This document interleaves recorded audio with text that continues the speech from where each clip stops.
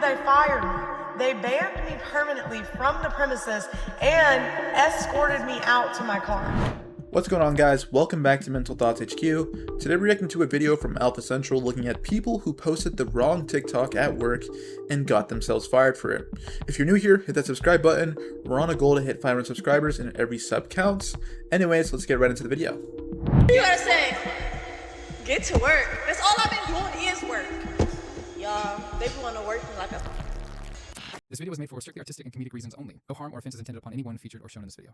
Stop writing them letters on the mailboxes like I'm about to read it. You're not even reading it. Say that for a mail carrier that's going to read it. Because it's not going to be me.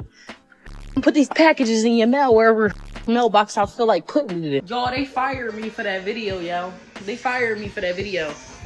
USPS fired me for that video. Alright, so she pretty much filmed herself basically admitting she doesn't deliver the mail properly and posted it online. At this point, it's not even a funny skit, it's just handing your boss the reason to let you go on camera. Told anybody this before, like anybody. In 2014, during a depressive episode, I spent $87 on Candy Crush. So my workplace just found out about my TikTok videos and they're not a fan, so they need me to delete them. Every job has, I guess, different regulations, different policies, so should have checked that first. But I'll be making videos from home, I guess, now. Yeah, so posting a patient's private confession without their consent is the part that gets you walked out. Every job, of course, has its own rules, and the I should have checked the policy first is a tough lesson to learn after the fact. Not only did they fire me, they banned me permanently from the premises and escorted me out to my car. I wasn't even allowed to walk through the building myself. The manager, that when you see him, you know there's a problem, comes and gets me. And he's like, pack up the money in your well. We're gonna move you around a little bit. I'm like, okay, you know, they need me to cover a break at another bar, whatever. So anyways, we walk down the stairs and I'm like, okay, what bar are we going to? You know, so he walks straight into the office, so I follow him. And he was like, what I mean by we're moving you around is you're not gonna be working here anymore. And I'm like, can I ask why? He was like, because of some videos you posted. I said, may I ask what videos I posted? He said, you know what you posted. I said, okay. He's like, I'm gonna need you to sign these termination letters. I was like, okay, well, I'm gonna need a copy of those. I was like, what is the exact reason for my termination? He was like, not following the code of conduct. I said, okay, fantastic. Alright, so she's pretty much telling a story about getting pulled into the office and let go because of her videos, and her energy about it is almost impressive. Y'all see this? I just had this lady come over here and say, oh, I'm gonna give you more than 15 items. I said, no, you're not. You can go to a regular lane, and that's what you can do. Like, she literally acknowledged that she was in the express line, but then she goes and tells me that she has more items. Girl, you know you're not supposed to be here. Yeah, so she's filming herself arguing about a customer over the express lane. Even if the customer was wrong, recording yourself and talking about it and then posting it usually ends up costing you the job and not them. With me as I get fired from my high-end private chef job. How do I know I'm getting fired? Because my private chef agency sent a strongly worded email about maintaining a professional front if we have a social media presence, and they have a one-strike policy regarding professionalism. For reference, I'm the only private chef on their roster with a social media presence. I'm also the only one who posts unprompted about glass 9/11 for what it's like to have a UTI on a 22-hour flight. The verdict is in and I'm officially fired. To their credit, they kindly encouraged me to perhaps pursue influencing full-time. For reference, I make not even close to a livable wage from posting videos, so if you're looking for a private chef, let me know. I mean, high-end agencies are protecting their brand, and she even admits she's the only chef on the roster posting crazy stuff online. And when there's a one-strike policy in writing, it's not really a surprise why they used it. Why did I forget the number one rule? These people at your job is not your friend. My job just fired me because they seen that video. So I want to let y'all know, you know, and I should have sued them when I had the chance. I should have sued that job when I had the chance. And I actually low-key still do have the chance because the EEOC says wait 180 days. But it's like, I don't want to take it there. But it's like, I should have listened to y'all in the car. I should have sued that job when I had the chance. I mean, she's right. The coworkers in HR aren't your friends, and you know, that part's pretty true. But the confusing part is she learned the lesson and is still posting the evidence that got her fired. So knowing the rule and following it are two different things.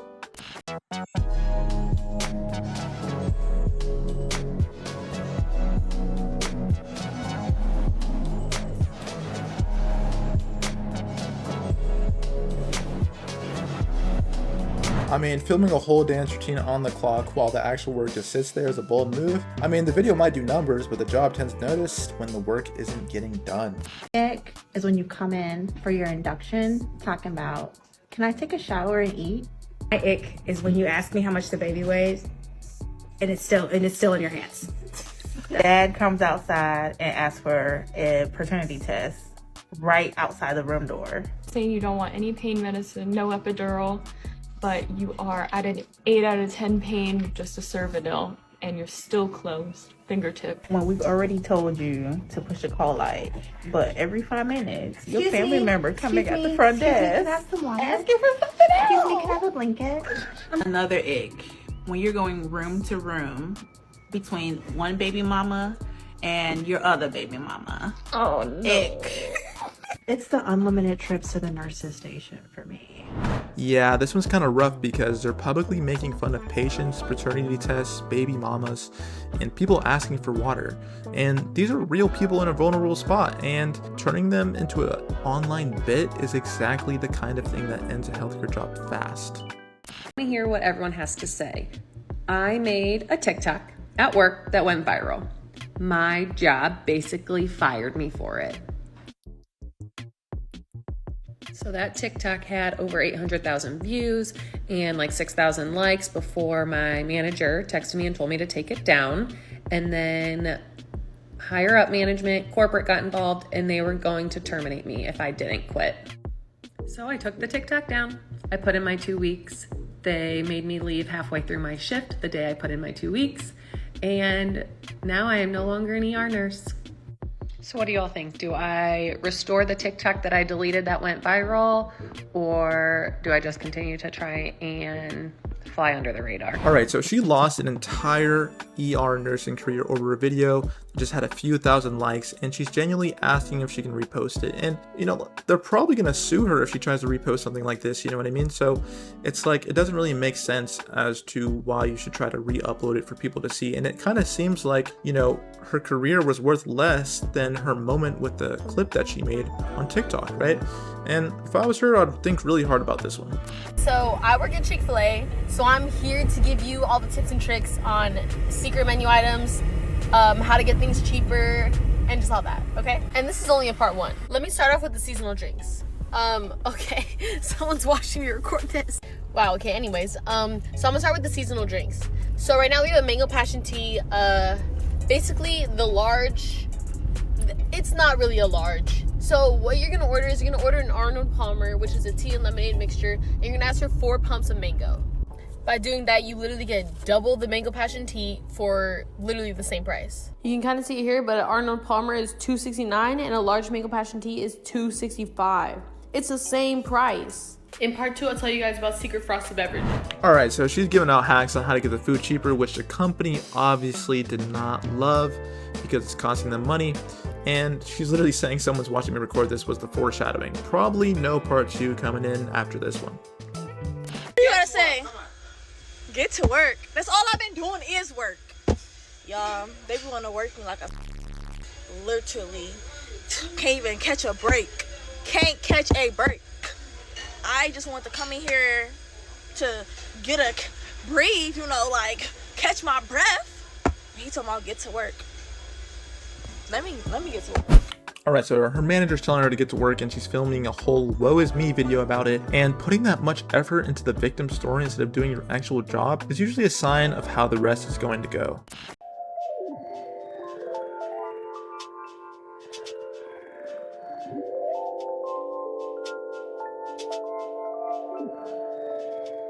There were a lot of people in the hospital at the time who knew what I did, and it seemed to be okay. I'll never forget it. I was in the ICU in the middle of taking care of a patient when I got pulled down to HR. Blindsided.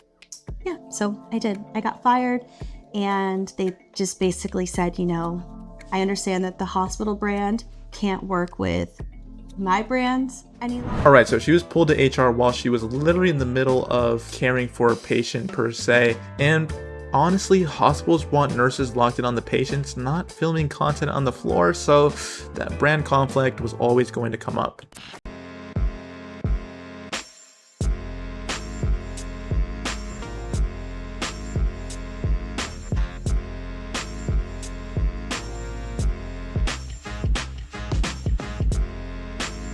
Yeah, this was definitely the manager's final straw.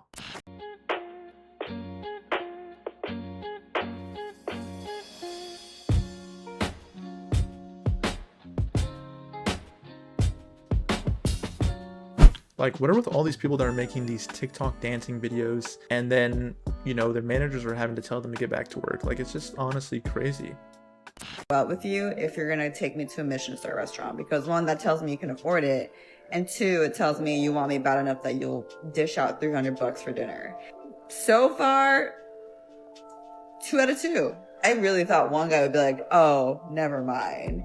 Because that's a lot to pay for on a date. I recommend people try it because it tells you how desperate some guys are to take you out, which is kind of an ego boost, I'm not gonna lie. So, foul me, it's only been 3 weeks. Oh my God. Listen, I got nothing to hide. I don't care if people at work find me, but I also thought it would take a little longer for that to happen. Toronto's not that big of a city, I guess. But also, if you're from work and you found me and you're watching this, why'd you tell my manager?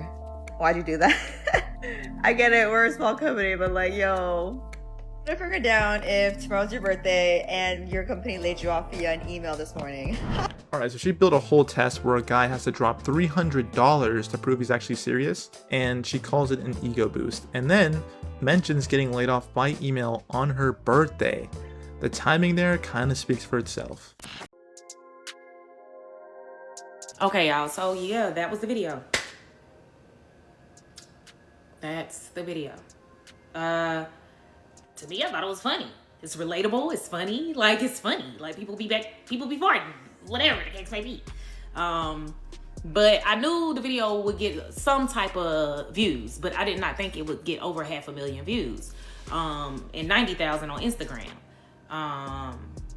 So I was a little worried when I started reading those comments, child, about me needing to be fired and stuff like that. Okay, sorry, I got a text message from a ex-coworker. But whatever.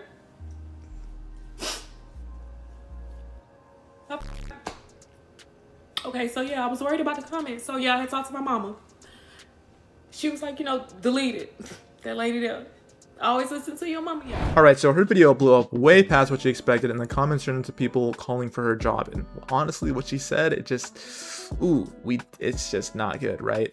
And the takeaway she lands on is always listen to your mama, right? And honestly, deleting it was the right call, but it was just a little too late. I lost my job 2 days before Christmas because of social media. I was told that I broke the social media policy for the company that I previously worked for. I worked 8 years for that company. I busted my tail, my off for that company as a supervisor. I was loyal and dedicated to that company. For them to fire me over personal social media handles that had nothing to do with the company living my life the way I want to live it, that is just crazy to me. Disrespectful. Corporate America has no loyalty to anybody. Alright, so this one we can actually slow down on because she was with the company for 8 years and she was fired right before Christmas over a personal social media account that she says had nothing to do with work. And honestly, this is a tough spot to be, and there's also just a real conversation that can be had about how much, you know, your job can actually control your personal life, right?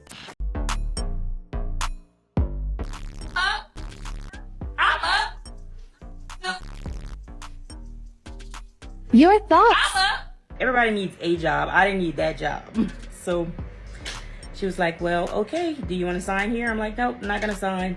And I just walked out the office. And that was that. I mean, her whole vibe is like, I didn't need this anyway, and then refusing to sign and walking out. And fair enough, that's how she feels. Okay, but making the content about sleeping on the job for, you know, a very important job probably didn't help her case that much.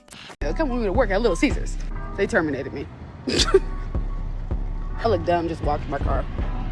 I'm kaput. I really got fired. I should be sad. I should be so sad. I'm not even sad. I'm just disappointed. Like, and I'm angry. They didn't even tell me. They didn't even give me a warning. Hold on. It's too bright. I can't even. Whatever. It's not a good day. Alright, so she's definitely sad about getting fired from Little Caesars, but She gets fired, and the very first thing she does is pull out her phone and then make a video, which when you really think about it, it's pretty much how she ended up in the car in the first place. If you guys enjoyed watching, make sure to check out these other videos on the left and right, and also make sure to like and subscribe. We're currently on a goal to reach 500 subscribers, and it would mean a lot to us if you could just help us get there. Honestly, thank you guys for watching, and we'll see you in the next one. Peace out.